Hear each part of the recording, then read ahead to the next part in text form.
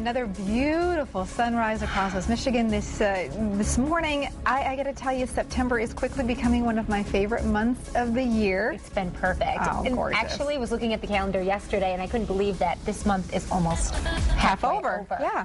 Isn't it unbelievable? It's hard to believe. A week from tomorrow, Art Prize kicks off. So I suppose, at least as we make the transition into late September and early October, we will have something really exciting, a lot of energy, a lot of excitement in downtown Grand Rapids. Well, I think because there's been so many things going on. We just had the end of August. Everyone was gearing up to go back to school, and then all kinds of events.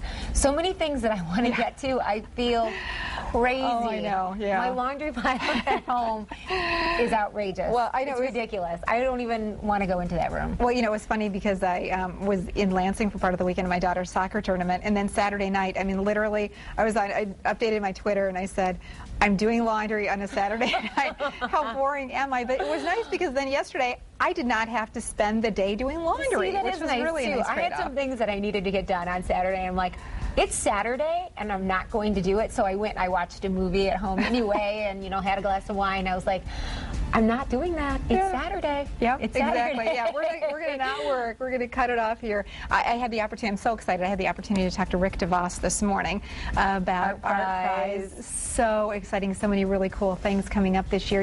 Hard to believe it's only going to be the second year. All the buzz that's around. So we're going to, of course, be your complete source for all things Art Prize. So make sure to stay with us on air and online. And we're doing a live Art Prize show to kick everything off. So come to us for your source of what you need to see and maybe some interesting tidbits about this second year of Art Prize that you didn't know about.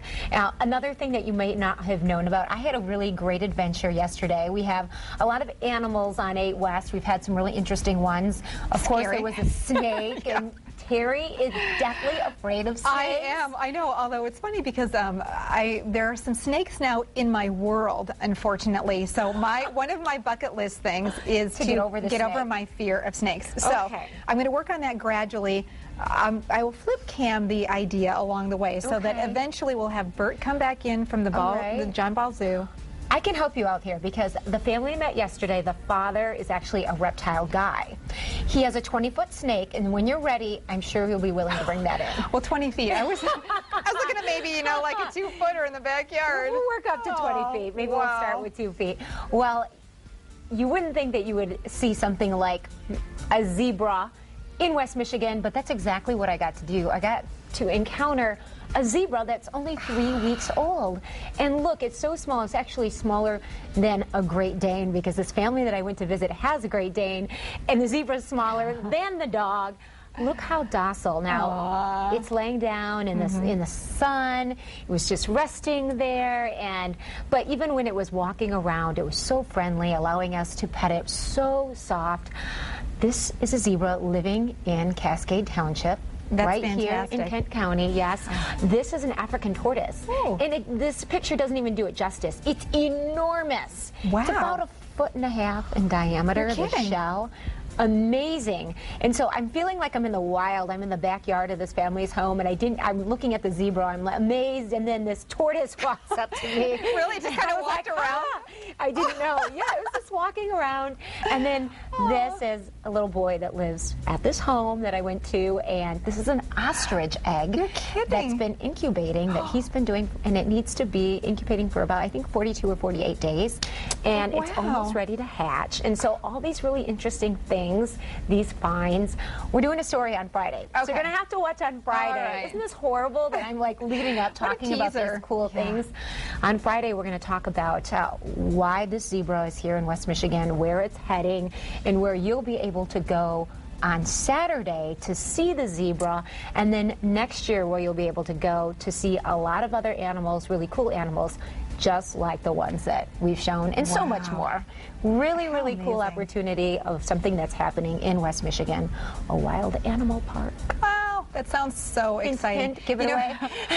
It's funny, when we get story ideas and we talk about the kinds of stories that we're going to go and cover, I thought that was kind of interesting that you had this wonderful adventure yesterday. I love the name of the zebra. Ansel Adams. What a clever Black and name. white. There was a contest to name the zebra, and Ansel Adams is the name. That's perfect. That is so clever. Yeah, that is very clever. And a really famous and wonderfully talented photographer that Ansel Adams, that is, that does all takes black and pictures white. in black and white. Yeah. Wonderful. So very neat, really cool adventure. So watch on Friday, and listen up for an opportunity on Saturday. Okay. Well, I had yesterday was such a beautiful afternoon. Oh, yeah, I was trying to figure out we're kind of busy. Our house has been pared down. We have only one kid living at home still, so it's hard to think about making big meals. But last night was about the only night this week that everybody's going to be together for dinner. So I was thinking to myself, I actually did one better than that. I grilled barbecue chicken. Doesn't this look delicious? I had barbecue chicken last night too. Really? Yeah. But I didn't grill it. Oh, you didn't grill it? My husband did. Oh, fantastic. There you go. It was just It looked so as wonderful. good as that, Terry. It looked a lot like that. Man, it was great. And fresh from the garden, green beans. I had green beans. How about that? Is that weird? Yeah, my son's... And broccoli. Did you have broccoli No, too? we didn't have broccoli. Okay. My son's girlfriend's family has a huge garden, and they have a bunch of beans coming in now. So, thank you, Judy and Kelly. We had beans for dinner last night. It was really wonderful. And then I made a potato casserole, too. So, there was. Wonderful. That sounds delicious. Well, you were with the animals yesterday. I was actually at Go Java Coffee in downtown Grand Rapids, and we're talking about a story that will air tomorrow for our Wedding Wednesday segment.